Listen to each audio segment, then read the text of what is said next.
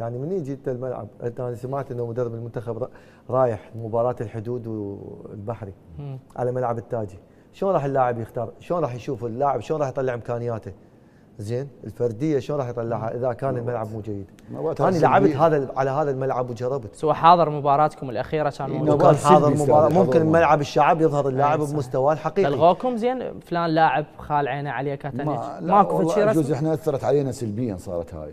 والله لا لا لا لا يعني هذا لاعب وواحد يقول لك مدرب المنتخب مظل اللعب فردي استاذ علي. شكو اكو يا الله. انت لفت نظر مروان وبعد من فريقنا؟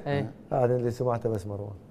بس مروان من الطلبه اقتنع به كاتنيج يعني بشكل ما ادري بس هو الولد يستحق انه يكون يستحق في الوقت الحالي. زين شوفه من المهاجمين اللي والله سيد مروان مو كبير يعني. زين من الجويه ما عرفت منو اقتنع به من؟ سمعت وانا انا سمعت قبل ان اخذ رايك باللاعبين منو كاتنيج بمن اقتنع من الجويه؟ كرار. انا قلت لك هذول لاعبين الوسط ولاعبين يستحقون. كرار ومحمد عبود ومحمد قاسم. كرار ومحمد مع احتراماتي يعني بس الاسماء ما اعرف. كرار نبيل رقم 16 و16 و25. محمد علي عبود وكرار نبيل ومحمد قاسم من الجويه ومروان من الطلبه. استاذ علي انا اول واحد جبت كرار نبيل.